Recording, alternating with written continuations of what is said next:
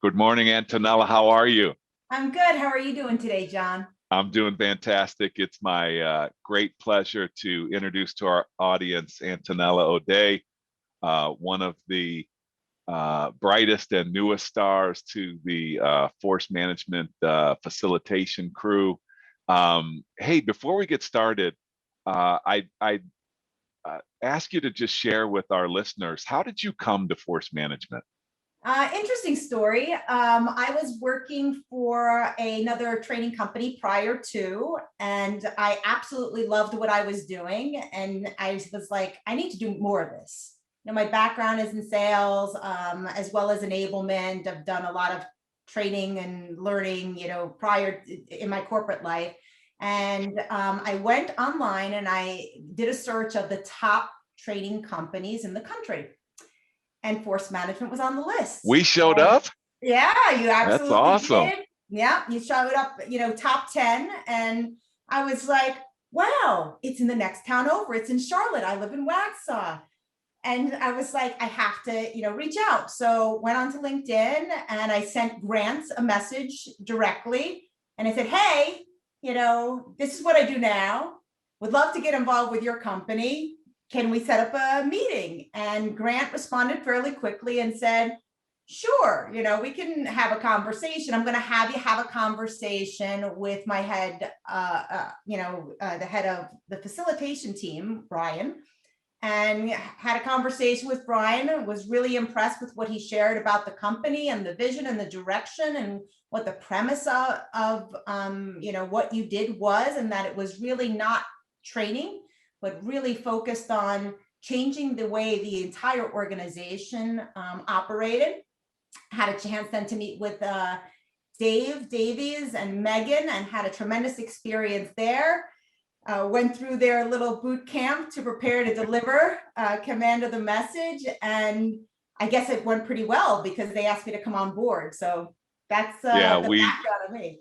we are so blessed to have you. And I do some podcasts with Rachel, and we talk about like the importance of recruiting. And if I had known, like, I don't know what I was thinking. You're one town over from me, so that's my bad for not finding you earlier. But we're so grateful to have you. Hey, let's talk a little bit about how did you first get into sales? Um, so this is interesting. I went to college for international marketing. I came from a blue collar family. Like, my goal was to work in the corporate world, get a college education, work in a corporate environment. And throughout college, I waited tables, as probably a lot of college people do. And it gave me my first taste of, you can get paid what you're worth based on the experience that you give your customers. And I loved it to my core, just really enjoyed it. And as I went into my senior year, I remember starting to look for different roles, and I was looking at marketing roles and sat through a few interviews, and I was like, why am I going to go take a job where I'm going to make even less money than I do right now waiting tables in college? And I know I'm worth more than that. I know I bring more to the table than that. And so I remember having a conversation, with a few people that I would consider mentors at the time. And they're like, you should totally go into sales. And I'm like, you know what? You're right. I am going to go into sales because I can make a lot more money in that space, because I'm going to get paid what I'm worth. I'm going to get paid what based on the experience that I give my clients. And that's really what ultimately drove me to go in that direction. Best decision I ever made. That's incredible. I wonder how many uh, folks that are listening actually were in some type of service, uh, like waiting tables, like paper routes, like, because it's an interesting perspective. I think the aspect of early on in your life having an understanding of the importance of communicating and interacting and serving a customer, I think probably has served you well. Yeah, it has. And I'm very grateful for that experience, and that it opened my eyes to, looking at the sales route, because I think I would have been very limited had I gotten inside right out of college. Yeah, I've heard people. Dave Davies, our COO, talks about the difference between sellers and everybody else is they just have an unbelievable ability to handle the indignity of the close. And I'm just thinking about like being a waiter or waitress. I'm not saying that everybody's rude, but you just deal with a lot of behaviors where, it's all about the customer and the customer's right. And Absolutely. it's probably, that's probably a really good training ground. I got to start looking for that in recruiting. I like that. Hey, so all right, so let's talk about, you're in the sales role now, you go into the sales role. Um, think about, we're asking everybody the same kind of questions to get kind of a great library of answers here. But what's the worst mistake that you ever made in a sales job? When I think about the worst, I am grateful that it happened very early in my career. Let me say that, because it changed the way I looked at my business going forward. So I did very well in sales right out of the gate, which is good and which is bad. I think, when I look back on it, the challenge I had very early is that it was all about me. It was about me hitting my goals. It's about me getting the biggest sale. It was about me getting recognition. It was about me 24/7. And one of the good things about that was I wasn't fearful at all about putting big proposals on the table. I was all about the big proposals. So I remember one of my trainers early when I had first started out said, don't spend your customers' money. Put the big proposal on the table. Let them tell you yes or no. And I was working with this one client, smaller company, fairly new, really just starting out. And I remember coming back to the office and putting together a proposal for them. And I still remember like my mindset at the time, like, what do I need? What do I want to get this person to? Like, where are my numbers right now? And I'm just really focusing really on my personal agenda, very seller focused at the time. And I remember going back to the account and meeting with one of the key stakeholders there and putting the proposal on the table. And he was so angry, like angry, yelling at me. And I've never been yelled at by any customer before then or since, thank goodness. But We got a little disclaimer, right? Were you up in like the New York area? yes. Okay, so we got a little disclaimer. Okay, go ahead. And he was like, what don't you get? Didn't you hear our conversations prior to today? We're a small company. This is like outrageous. How could we even consider doing business with your company? And it was just a horrible experience. And I remember leaving there, not upset at the customer, because for the first time I was like, he is absolutely right. I didn't hear anything that they were saying. I was so focused on what I was trying to accomplish for myself that I completely left the customer out of the equation altogether. And grateful that it happened so early in my career, because it changed my perspective going forward in every interaction that I had. It was all about the customer going forward, being like solely focused on what they were trying to accomplish and what was most important for them, and really matching it up.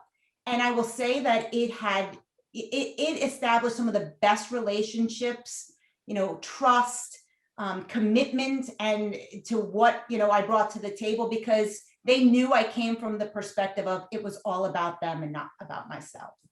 Yeah, it's amazing. We teach that overcoming the seller deficit disorder. And, we first started Force Management. That was kind of one of the tenets that we had, where, the data says that buyers believe they don't believe that we understand their business, and they don't believe that we listen very well as sellers. And it's amazing to me when I think about, when I ask that question, into myself, like, how many times did I feel resistance? How many times did I feel anxiety in the conversation really revolved around the answers or the approach that I was giving was not related to anything that I heard from them.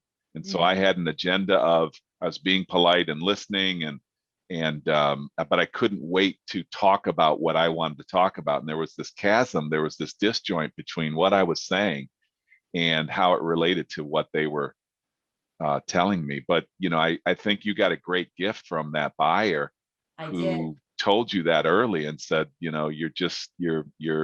this isn't about you, it's about me. And, unless you make it about me, I'm going to have a really tough time, interacting with you. That's kind of a gift. It's probably scary when you're a young seller, It but was. It was a horrible feeling at the moment, but when you reflect back on it, the impact it made in terms of my performance going forward was astronomical. And I think when we get too focused on ourselves, it is so limiting in terms of the outcomes we can produce as sellers. When we open up the door to really being focused on the customer and trusting that they're going to give us the answers that we need in order to do what's best in their eyes, like the possibilities are endless. I love that. I actually have like a little thing I call it the enemy within. There's this little, demon on my shoulder that says, "Why are you talking?" Because what it means to me is you better be talking about something that you heard them say.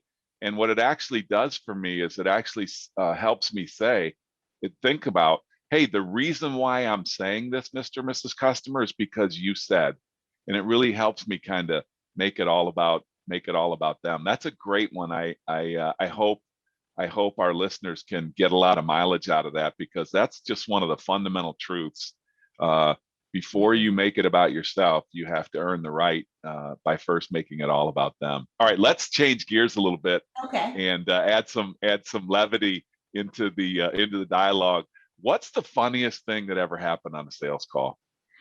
I got a couple of probably good stories here, but I think one of the ones that probably sticks out the most in my mind, I was actually the manager at the time.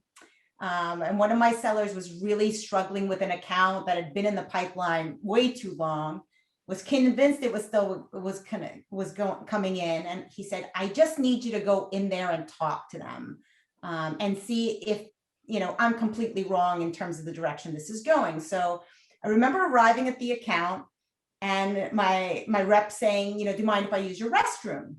And so he went off to the restroom. I'm sitting, with the owner of the business at the time. And I'm pretty no nonsense. I'm very straightforward. I'm very candid. I'm not here to like fluff anything up. I got a very New York, mentality in terms of my approach. And my rep was gone for, I think, 8 minutes. And in that 8 minutes, I remember sitting down with the client and basically saying, "Listen, this is basically what you've told us you want to get out of this whole entire program. This is like the proof of where we've done it, similar type of companies. This is, what we delivered for them. And, you either need to make a decision right now if this is something you're going to move forward with, and if not, we're leaving. Like, you're not going to hear from us again." And by the time my rep came out of the bathroom, paperwork was signed. I was packing up my bag. That worked? Look at it. Oh, yeah. And he's like, "Where are we going?" I'm like, "We're done. We're done." And the customer is like, "Thanking me. Thanks so much for pushing me on this. I was just kind of like not 100% sure. I feel good about this now." And we were out and got the deal done. 8 minutes. Now, what was the story when you got back to the branch? Oh my gosh. He was like, "Oh, you had to see her. I went to the bathroom. I was there for literally 60. It went from 8 minutes to like 60 seconds. I was there literally for 60 seconds. I came out, the paperwork was done. You got to take her on calls with you." Like, it was very funny. I thought you were going to tell me that's an awesome story. I love that. I thought you were going to tell me that the rep just never came back. No. He's actually, he was an outstanding rep, just really struggling with this account. It just needed a little bit of a push. So I was the push. That is awesome. That's awesome. All right. On that vein, let's talk about the best salesperson or sales leader that you worked with in your career and why. This one's tough because I've been so blessed to have had extraordinary salespeople that have worked for me. And I've also been blessed to have tremendous sales leaders. So can I answer both sides of those questions? Please. Yes. So I think when it comes to salesperson, like, people automatically think the person with the best results, like the highest perform, and that's not how I really looked at it in terms of, best salesperson. I always looked at it from a perspective of, yes, they have to have tremendous results, but, are they committed to what they're doing? Are they truly focused on the customer? Do they bring the best attitude to the table each and every day? Are they a team player? Are they able to see the big picture, even though they're an individual contributor? And, when I use all that criteria to determine who it is, I would have to say two people really hit the top of my list. Um, One person by the name of Marnell Ahern, she was just extraordinary in all those areas. And another rep that I had by the name of Tommy Powell. Now, both of these people then came up through the ranks with me. I made them managers, and they were just really, really good at what they did. And they really brought the entire package to the table each and every day and consistently. And I think that's hard sometimes as a seller, to be consistent in what you do and the attitude you bring. But, I had the good fortune of working with both of them for a number of years and just consistently extraordinary at everything that they did. That's awesome. We have a lot of sales managers that listen to this podcast. If you wouldn't mind, just go over those characteristics again. And so when our folks are out there interviewing today, that they can look for those. So go over those again. Yeah, so obviously great results, but very focused on being committed to what they do, being committed to the customer and focused on the customer first and foremost, making sure that they bring a great attitude to the table each and every day, because it impacts the people around them. Sellers have a tremendous opportunity to really build the culture of an office, so that attitude is key. Team player, obviously. And I think being able to, see and think about the big picture, even though they're individual contributors to the game. Yeah, I like those a lot. What we're seeing, Antonella, is when you and I were growing up, we had quotas. We had a quota. We had, my first job at Xerox, I was responsible for products and services. I had a quota. But the sale, I mean, we started to get into network products and that type of stuff, but it really didn't appear to be like a complex sale. People weren't buying from us as a service. And so therefore it wasn't really a collaborative sale. But this team player concept, the more I see today's sellers in complex sales environments, when I say complex sales environment, I mean like many of the listeners that we have, they are selling a something as a service, which means there are multiple touch points and multiple insights that a seller, a sales team, a sales function, and a buyer kind of gets from each other. And it's this collaboration. It's this, this when people say team player, you really have to be if you're an individual contributor, like handling your business and staying in your lane is awesome, but you have to have experience with collaborating and sharing information and making continuous communication with the customer. So I'd just like to highlight that one today. If you're out there listening and you're out there interviewing, and if you're selling anything as a service, you better be hitting on that collaborative and for examples and evidence, because I see that's where individual contributors get into a jam, is when it's all about them and they are a great individual contributor. But when first time they have to collaborate in a space, they struggle. It doesn't make them bad people. They struggle with it. So that's a really, really good one. Thank you for highlighting that. Okay, the last one we'll wrap up on, we'll bring this one home. The best piece of sales advice that you've ever gotten that you might not hear that often. This one has stuck with me my entire career. It was actually told to me twice, slightly different in each role. So I remember when I first went into sales, one of my sales leaders named Bob Cusick, just tremendous guy, very inspirational and motivational, made you feel you could always do the impossible. I remember him sitting me down and saying to me, Antonella, never worry about pleasing the people above you. Don't worry about management. It's irrelevant. He says, focus on your customers. They will always elevate you up.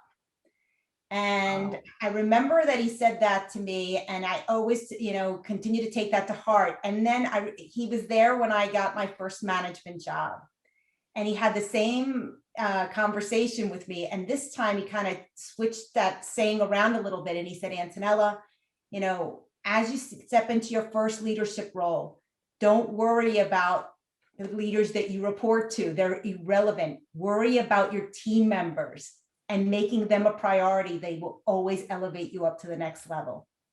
I love that. I mean, when you think about it, so many people are focused on managing up.